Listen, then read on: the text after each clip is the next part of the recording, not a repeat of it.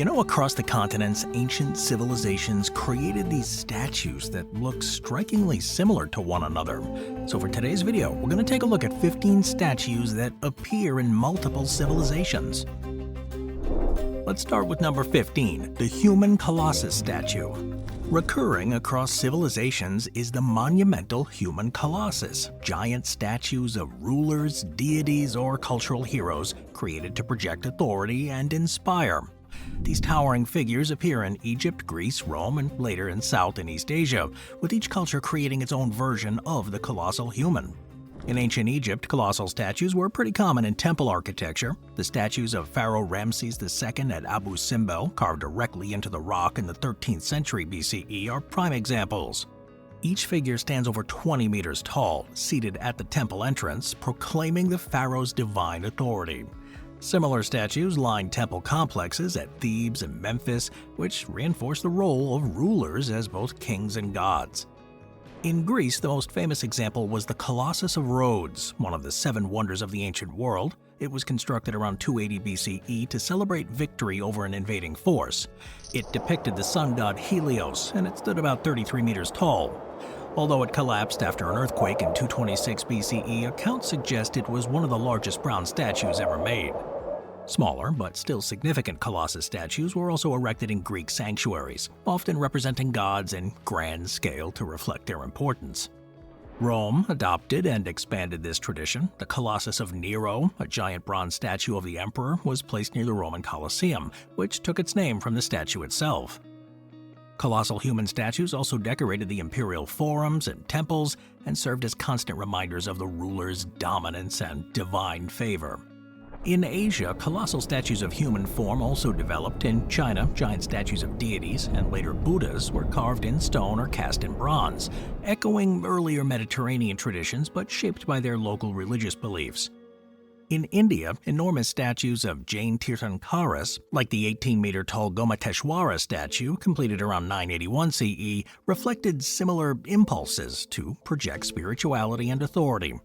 Even in pre-Columbian America, colossal statues appeared. The Olmecs of Mesoamerica created colossal basalt heads, some over 3 meters high, representing rulers or warriors. Across the civilizations, the colossal human statue served a common purpose. Whether depicting gods, emperors, or cultural heroes, these figures weren't just art, but instruments of authority. Their scale alone sets them apart from ordinary humans, which reinforces hierarchies and beliefs.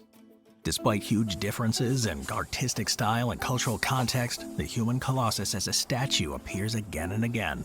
It's proof that civilizations independently turn to monumental human form as a way of embodying power.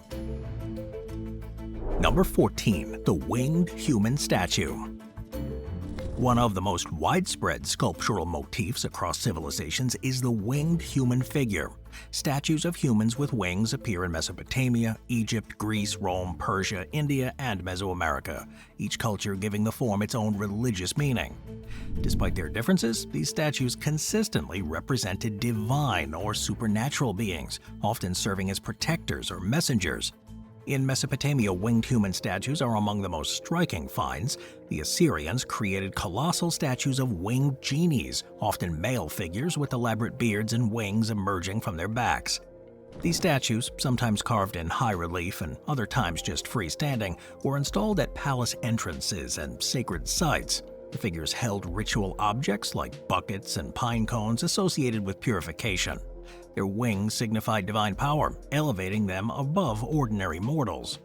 Egyptian civilizations also produced winged human statues, though in a different form. The goddess Isis was often depicted with outstretched wings in reliefs and statues, which symbolized protection.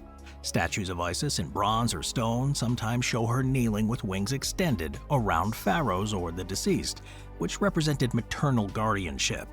These winged figures were central in funerary art, which ensured safe passage to the afterlife. In Greece, winged human statues became central to mythology. The goddess Nike, the personification of victory, was depicted in numerous statues with wings, sometimes in motion, sometimes poised to crown victors. The winged victory of Samothrace, the Nike of Samothrace, is a 2nd century BCE marble statue now in the Louvre. It's one of the most famous surviving examples.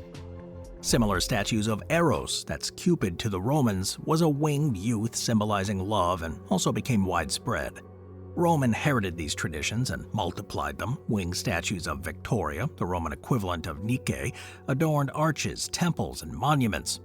The bronze statues once topped triumphal columns holding wreaths or palm branches and conveyed Rome's military dominance. In Persia, winged human statues appeared in Zoroastrian symbolism. The Pharaoh Vahar, often seen in relief form, sometimes appeared in sculptural depictions of a human figure with wings, representing divine spirit and guidance. In India, statues of winged beings appear in depictions of Garuda, the bird-human hybrid revered in Hinduism and Buddhism. While Garuda is often depicted more avian than human, many statues portray him with a human body and large wings, which emphasized his role as a protector and divine mount of Vishnu. Mesoamerican civilizations also created winged human-like statues, often representing supernatural beings connected to the sky. Among the Maya, carved stelae and statues sometimes depicted rulers or deities with winged attributes, which symbolized their power both over Earth and the heavens. Across the cultures, the winged human statue symbolized transcendence, beings who could bridge the human and divine realms. From Assyrian palace guardians to the Indian Garudas, the motif demonstrates how civilizations independently arrived at a shared sculptural vocabulary for expressing power, protection, and otherworldly presence. Number 13. The obelisk statue. Obelisks. They're among the most recognizable monumental statues in the world, and they appear across multiple civilizations from ancient Egypt to Rome and beyond. Characterized by their tall, four-sided tapering shape ending in a pyramidon at the top, obelisks were originally carved from single pieces of stone and erected as sacred monuments. Though technically architectural, they were understood and treated like statues, embodiments of divine power, symbols of stability. In Egypt, obelisks were dedicated primarily to the sun god Ra. They were believed to represent a petrified ray of sunlight, linking the earthly realm with the heavens. Pharaohs commissioned them in Paris, placing them at temple entrances, and some of the most famous examples stood at Karnak and Luxor. These granite monoliths, often exceeding 20 meters in height, were carved with hieroglyphic inscriptions, commemorating the pharaoh's reign and achievements. The tradition of obelisks spread when the Romans conquered Egypt. Fascinated by these monuments, Roman emperors transported several obelisks from Egypt to Rome, re-erecting them in public spaces. The Lateran obelisk, originally from Karnak, is the tallest standing ancient obelisk in the world at over 32 meters. The Vatican obelisk, now standing in St. Peter's Square, was brought from Heliopolis and later re-erected under Pope Sixtus V in 1586. Rome became the new center for obelisks, with more surviving today than in Egypt itself. Beyond Rome, the obelisk form inspired later civilizations. In Byzantium, Emperor Theodosius installed an Egyptian obelisk in Constantinople's Hippodrome, where it still stands. In France, the Luxor obelisk was transported to Paris in the 19th century and placed in the Place de la Concorde. The United States built a Washington Monument, completed in 1884, directly in imitation of Egyptian obelisks, though at 169 meters tall it far exceeds the ancient originals. Obelisks also influenced sculpture in Ethiopia. The kingdom of Aksum, flourishing from the 1st to the 7th century CE, created massive stone stelae that functioned much like obelisks, though with carved decorations rather than smooth surfaces. The most famous is the Obelisk of Aksum, a 24-meter granite monument erected as a royal gravestone. The obelisk as a statue type thus does transcend its Egyptian origin. Whether erected in Rome, Paris, Istanbul, or Washington, D.C., obelisks embody continuity of symbolism, a link to divine authority, imperial ambition, and permanence. They show how a sculptural form can migrate across the civilizations, each adopting it to serve its own purposes while preserving the original aura. Number 12. The Cross Statue. Among the most widely replicated symbolic statues across civilizations is the cross. While it is most strongly associated with Christianity, the cross as a form appears in earlier contexts as well, and in monumental sculpture it became one of the most enduring global symbols. Cross statues, whether carved from stone, cast in metal, or erected in wood, appear in Europe, the Middle East, the Americas, and Africa, functioning as both religious icons and public monuments. Before Christianity, cross-like symbols existed in Mesopotamia and other early civilizations, often connected to the sun or cosmic order. The ancient Egyptian Ankh, a cross with a loop at the top, symbolized life and appeared in numerous statues and carvings. In the Indus Valley, simple cross forms appear on seals, though their exact meaning is uncertain. These earlier uses do set a precedent for the later Christian cross as a symbol of cosmic significance. With the rise of Christianity, statues of the cross became central to public and private spaces. By the 4th century CE, after Constantine legalized Christianity, monumental crosses were erected in churches and public squares across the Roman Empire. This cross shifted from an instrument of execution to the most powerful symbol of faith. Stone crosses began to appear as freestanding statues marking sacred spaces and graves. In Ireland and Britain, the tradition of high crosses developed between the 8th and the 12th centuries. These monumental stone statues, carved with biblical scenes and intricate knotwork, stand several meters tall and were placed at monasteries and crossroads. Examples like the Cross of Muridoc remain masterpieces of medieval sculpture. These crosses were both religious and communal symbols, blending scripture with local artistic traditions. In Ethiopia, crosses became central to Christian art after the adoption of Christianity in the 4th century. Stone and metal cross statues, often elaborately decorated, were placed in churches and carried in processions. Lalibela, known for its rock-hewn churches, include monumental stone crosses as part of its landscape. In Latin America, after Spanish colonization, cross statues were erected in town centers, missions, and cemeteries. These served both as religious symbols and as markers of new colonial authority. Today, monumental cross statues continue to be erected. The Great Cross of Florida in St. Augustine, standing over 200 feet tall, commemorates the arrival of Christianity in North America. In Spain, the Valley of the Fallen cross rises 150 meters above the basilica near Madrid.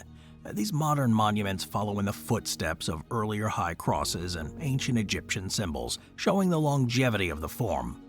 The cross statue is unique in its combination of simplicity and universality. From ancient ankhs in Egypt to medieval stone crosses in Ireland, from Ethiopian processional crosses to modern concrete monuments, this form has appeared in multiple civilizations. Number 11. The Serpent statue. Serpents, they've been powerful symbols across many civilizations, and statues depicting them appear in contexts as diverse as Mesopotamia, Mesoamerica, India, and Greece. The serpent is a creature that carries complex meanings, sometimes representing wisdom, rebirth, and healing, and at other times danger and chaos. Because of this range, serpent statues vary greatly in style and interpretation. Yet their recurrence across cultures shows how deeply embedded the image of the snake is in human imagination. In Mesopotamia, serpents were closely tied to deities and mythology. One of the most notable examples is the god of Ningishita, often depicted with a serpent dragon body. Statues and cylinder seals portrayed serpent figures entwined around staffs, imagery that would echo centuries later in symbols of healing.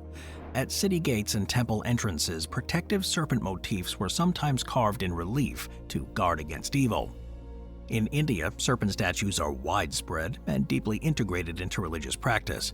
The Naga, a semi-divine serpent being, is revered in Hinduism, Buddhism, and Jainism. Stone Naga statues, often showing cobras with expanded hoods, can be found at temple entrances, shrines, and water sources. In Hindu temples, statues of multi-headed Nagas shelter deities such as Vishnu, while in Buddhist art, statues of the Buddha seated under the hood of the Naga symbolize protection during meditation.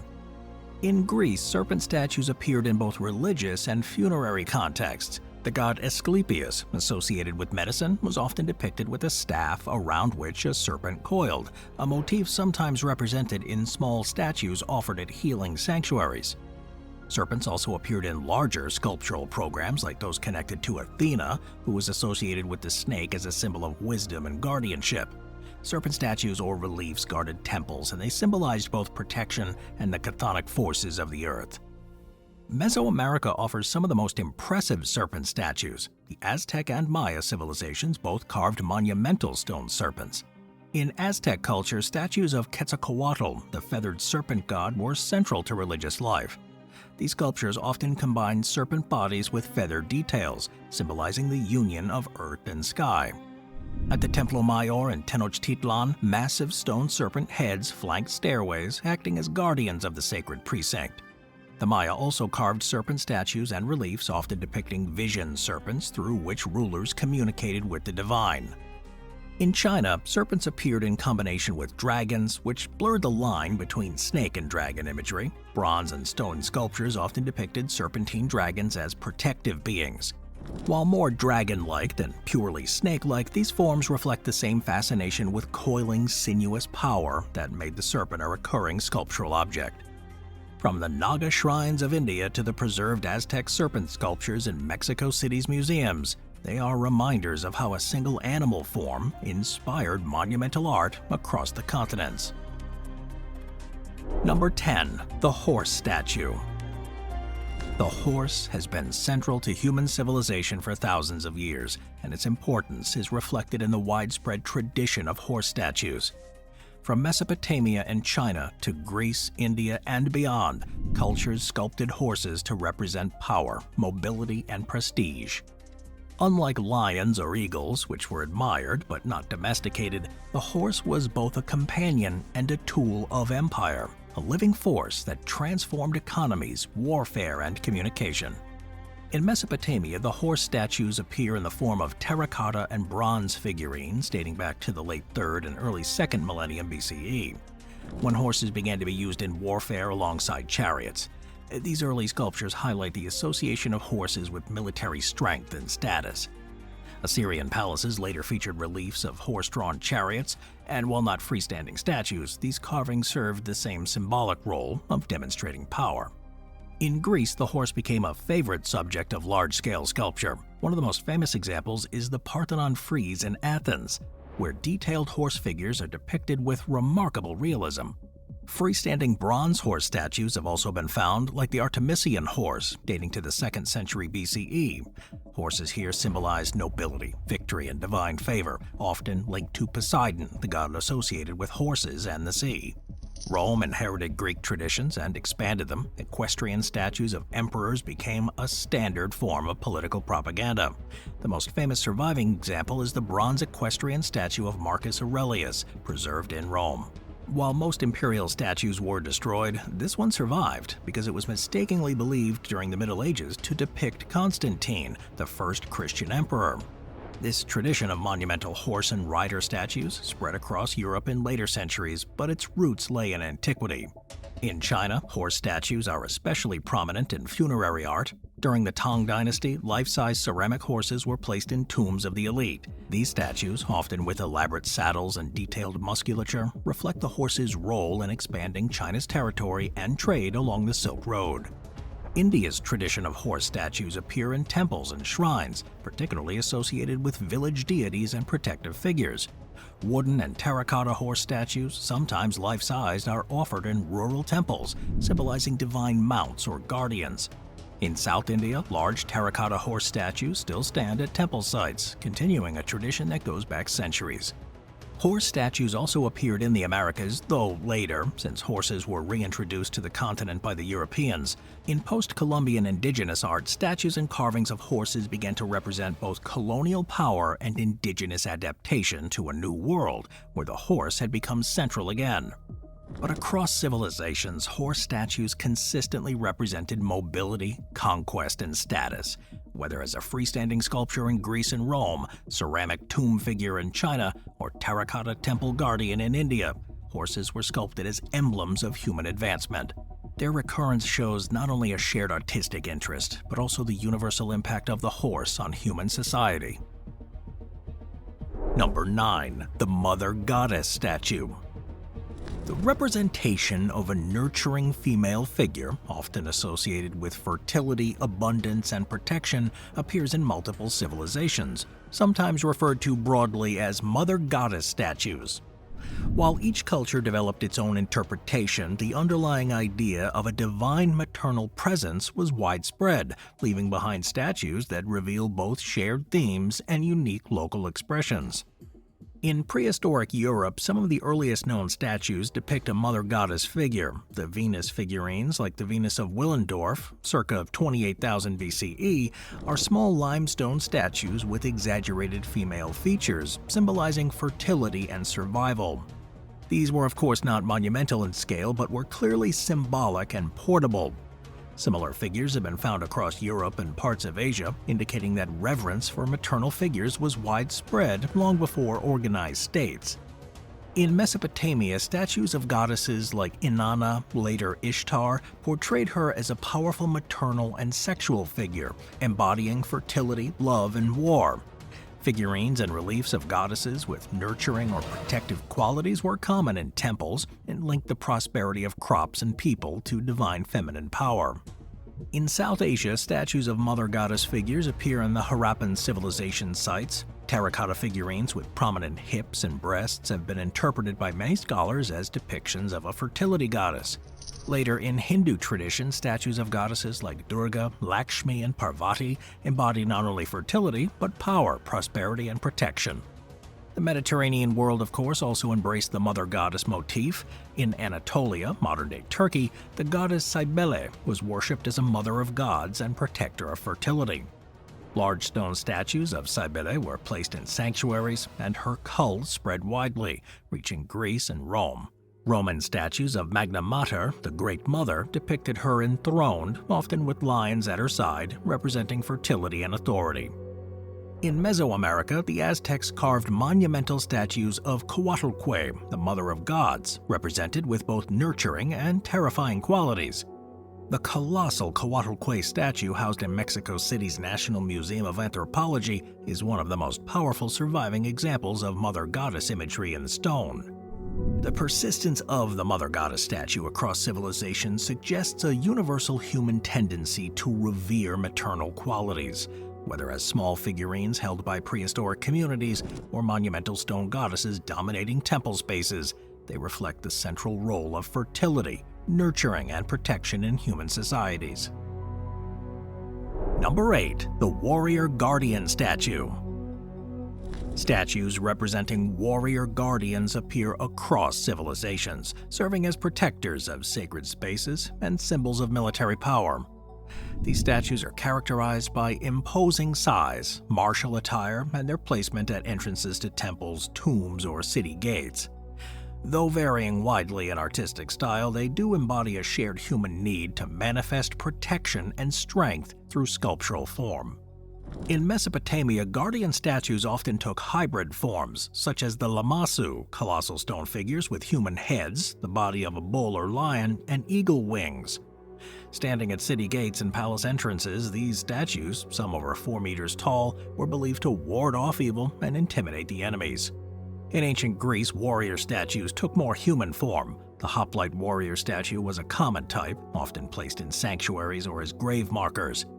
The sculpted warriors of the Temple of Aphaea on Aegina represent the mythological battles, but also reflect the real military ethos of the Greek city-state. Statues of warriors in bronze, found in southern Italy and dating to the 5th century BCE, reveal the Greek emphasis on idealized yet martial human form.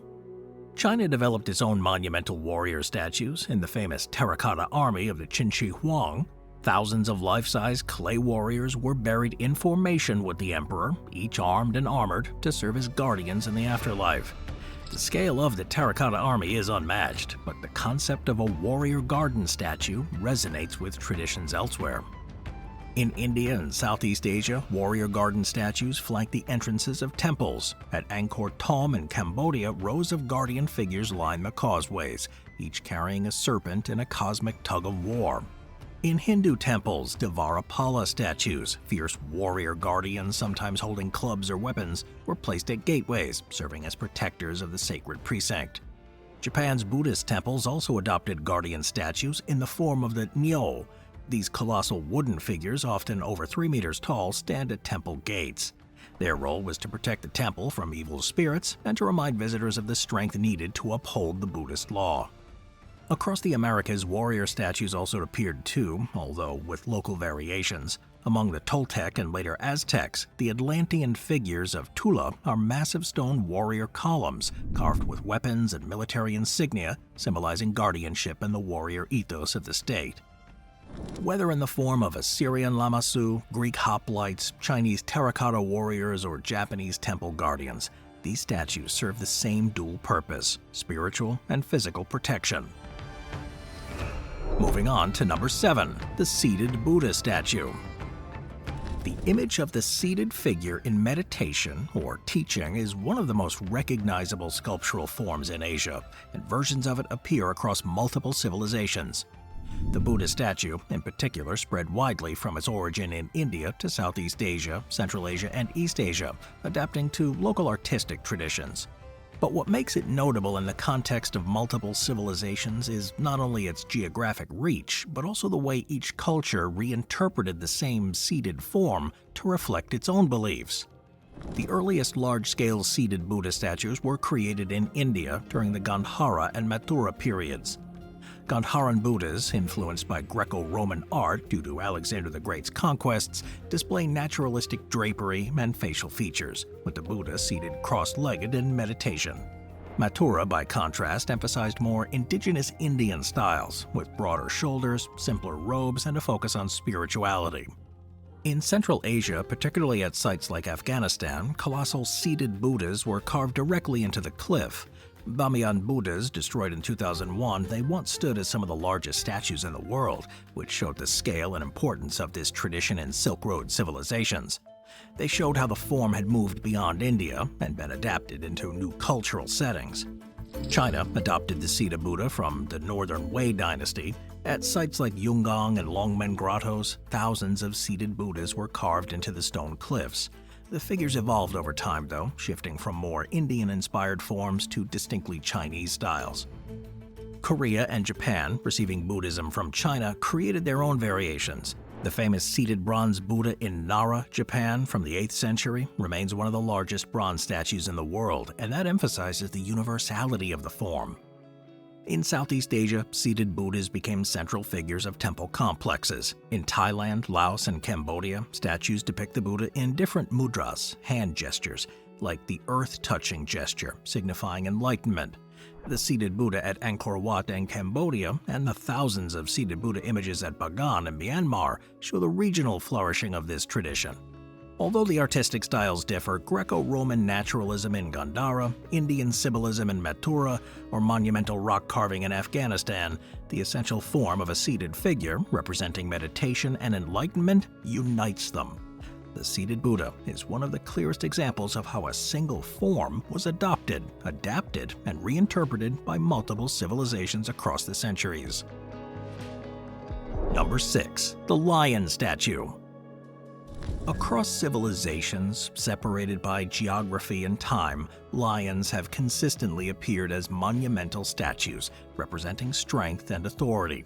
The lion statue is one of the most widespread sculptural motifs in world history, found in ancient Mesopotamia, Egypt, Greece, India, China, and beyond. While each culture adapted the image to its own beliefs and artistic styles, the underlying symbolism of the lion as a powerful protector remained strikingly similar.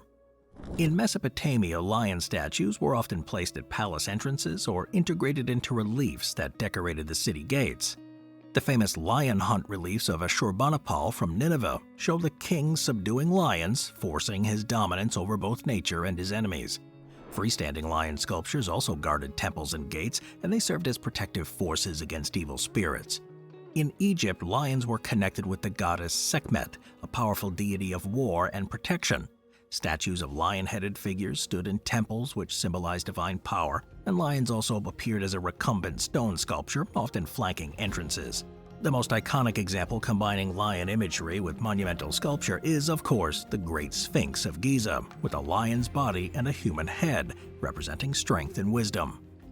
Moving on to Greece, lions became symbolic in both mythology and architecture. The Lion Gate at Mycenae, circa 1250 BCE, is perhaps the best-known example. The relief above the gate depicts two lions, or lionesses, flanking a column, a powerful symbol of protection for the citadel.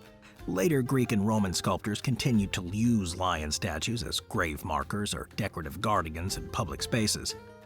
In India, lions were tied to Buddhist symbolism. The lion capital of Asoka, 3rd century BCE, discovered at Sarnath, depicts 4 back-to-back lions and has become the national emblem of India today. Lions in Indian art represent both royal power and the Buddha's teachings, sometimes referred to as the lion's roar. China, too, also developed its own tradition of lion statues, often known in the West as fu dogs. These stone lions, introduced during the Han Dynasty, guarded temples and palaces and tombs. Paired male and female lions symbolize protection and prosperity, and it's a tradition that continues into the present day. What is remarkable about lion statues is their independent emergence in so many civilizations. While trade and cultural exchange likely spread motifs along routes like the Silk Road, the lion as a universal symbol of strength also arose from direct observation. Lions did once roam widely across Africa, the Middle East, and parts of Asia, and as apex predators, they naturally inspired us. The fact that lions appear consistently as monumental statues from Mesopotamia to Beijing shows how humans across cultures gravitated towards similar representations of power and guardianship. Number 5. The Eagle Statue. The eagle, like the lion, has been a near-universal symbol of strength, vision, and divine connection, and it appears in sculptural form across civilizations in Europe, the Middle East, and the Americas.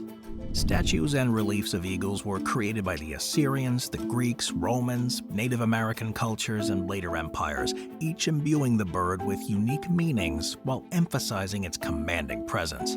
In ancient Mesopotamia, the eagle appeared in statues and carvings as a divine creature.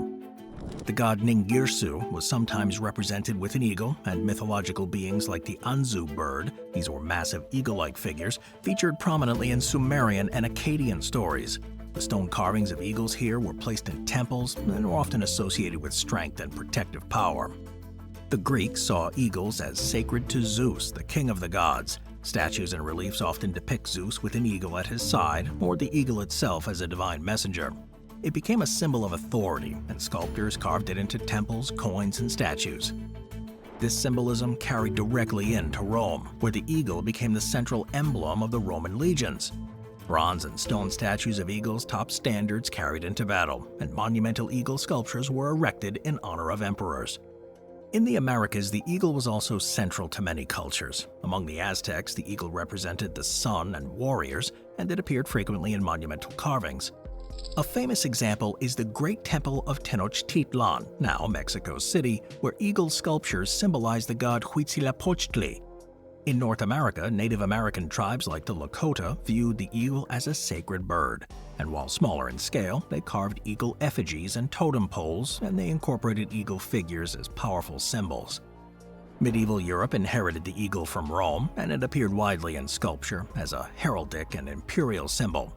Statues of double-headed eagles, in particular, became common in the Byzantine Empire and later the Holy Roman Empire, showing both spiritual and temporal power. In more recent times, eagle statues have remained enduring symbols of national identity. Monumental eagles adorn buildings in the United States, which reflects their adoption as a national emblem. In Mexico, statues and reliefs of eagles continue to reflect Aztec heritage. And across the continents and centuries, the eagle's status as a subject of sculpture has never waned. Whether carved in stone atop a Mesopotamian temple, cast in bronze for a Roman legion, or sculpted in an Aztec ceremonial center, the eagle statue shows how cultures independently arrived at similar ways of representing strength and divine authority. Number 4. The Sun Disk Statue. The sun has been central to human culture across civilizations, and statues representing the solar disk appear in contexts from Egypt to Mesopotamia and into the Americas and Asia. These statues often took the form of circular discs, sometimes adorned with rays or anthropomorphic features that were typically associated with deities of the sun, kingship, and cosmic order. In Egypt, the sun god Ra, later Amun-Ra, was often represented by the solar disk, and statues incorporated this form into divine imagery. The most distinctive example is the Aten, the solar disk worshipped during the reign of Pharaoh Akhenaten in the 14th century BCE. Statues and reliefs from this period depict the sun disk with rays ending in hands, extending blessings of life to the royal family. In Mesopotamia, the sun god Shamash was represented with the disk, and statues incorporated the symbol into depictions of the deity. The disk itself became a symbol of fairness and light, central to Mesopotamian law and religion. In pre-Columbian Mesoamerica, the sun was a major focus of religious life, and disk statues or carvings reflected that importance. The Aztecs created one of the most famous solar sculptures, the sunstone, also known as the calendar stone. While not freestanding in the same way as Egyptian or Mesopotamian statues, the monumental circle carving, over 3.5 meters wide, functioned as a symbolic statue of the sun with the face of the solar deity Tonatiuh at its center. The Maya similarly created statues and carvings with solar disks, tying them to their complex systems. In Japan, the sun goddess Amaterasu was represented symbolically through mirrors, which functioned as stylized solar disks. While not always anthropomorphic statues, these sacred objects played the same role, embodying the sun's power in tangible form. Across the cultures, the solar disk statues symbolized life, fertility, authority, and cosmic orders. The underlying impulse was the same.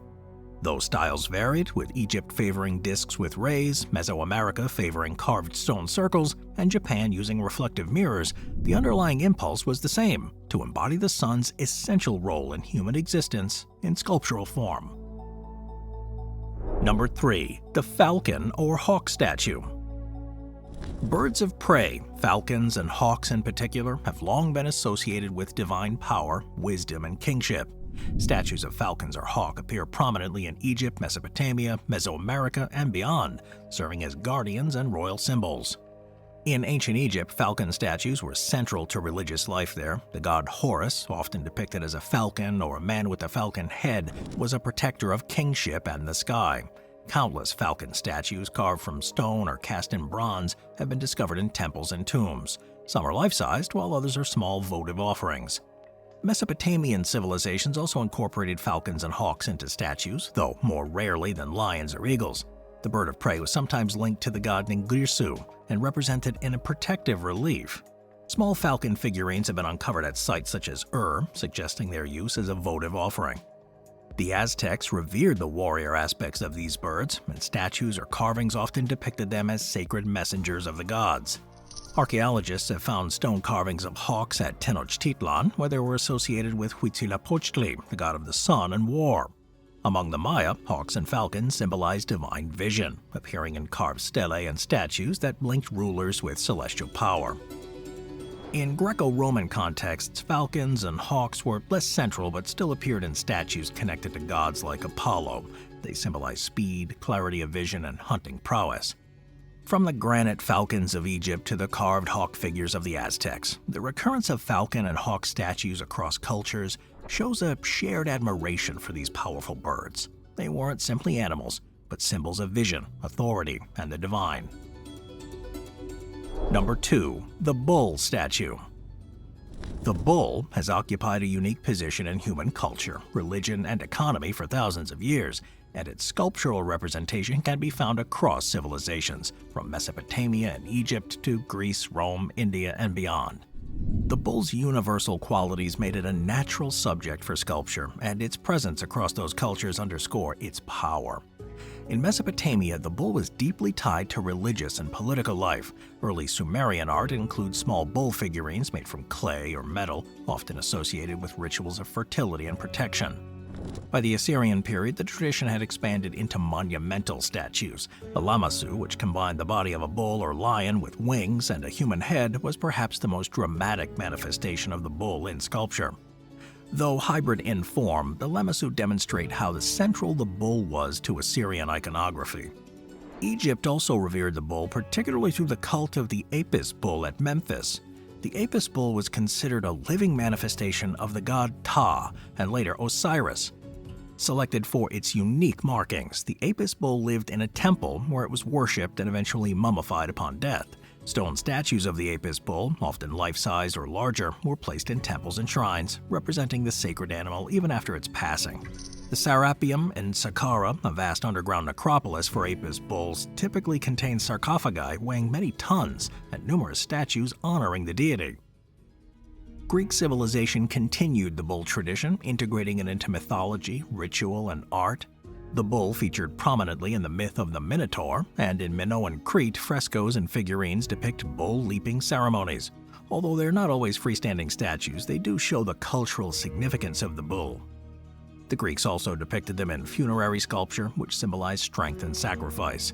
The presence in myth, ritual, and monumental art ensured that it remained a familiar sculptural subject across centuries of Greek culture. In India, the bull achieved one of its most enduring forms through Nandi, the sacred mount of Shiva. Stone statues of Nandi are found at the entrances of Shivavite temples across the subcontinent, and these statues, usually carved in a recumbent pose with calm, watchful expressions, are objects of devotion themselves. Some Nandi statues are monumental. The one at Lapakshi in Andhra Pradesh, carved from a single block of granite, is one of the largest monolithic bull statues in the world. The Nandi at Chamundi Hill in Mysore is similarly massive. These statues reflect not only the religious devotion to the bull, but also the skill of Indian stone carvers. Unlike the fierce protective bull statues of Mesopotamia, Nandi emphasized the calm strength, patience, and devotion, which shows how the same animal could be interpreted differently across civilizations. Number 1. The Human Couple Statue. Depictions of human couples in statues appear across civilizations, symbolizing fertility, union, love, and sometimes divine partnership. These statues range from small figurines to monumental sculptures and can be found everywhere in Mesopotamia, Egypt, India, Mesoamerica, and beyond. They reflect a shared human desire to immortalize companionship and the continuity of life through paired figures. In Mesopotamia, statues of married couples were placed in temples and tombs. One of the best-known examples is the pair of statues from Tel Asmar, dating to around 2900 BCE, which depict male and female worshippers standing side by side, hands clasped in prayer. While not explicitly marital, the paired figures represent devotion and partnership in a religious context. In Egypt, statues of couples were widespread in tombs. These statues often depicted husbands and wives seated side by side or standing together, reflecting their earthly partnership and their eternal union in the afterlife. One famous example is the statue of Reherka at Marasank, showing the couple with arms around one another in a gesture of affection. In Greece and Rome, statues of couples often depicted gods or mythological figures. Statues of Zeus and Hera, Aphrodite and Ares, or other divine pairs emphasize the concept of a cosmic union. Roman funerary art frequently includes statues or reliefs of married couples, sometimes holding hands in a gesture symbolizing marital fidelity and eternal companionship. In Mesoamerica, statues of couples are less common, but still present. Maya figures sometimes depict paired males and female figures, representing fertility or mythological unions. Aztec art also includes dual figures associated with gods and goddesses of creation. The concept of the couple statue often extended beyond literal marriage. In many traditions, these statues symbolize the cosmic duality, male and female, life and death, heaven and earth. Whether representing divine pairs, royal marriages, or ordinary couples, these statues embody the idea that a union was a fundamental principle of life. From Egyptian tombs to Indian temples, they show how human relationships were not only seen as personal, but cosmically significant.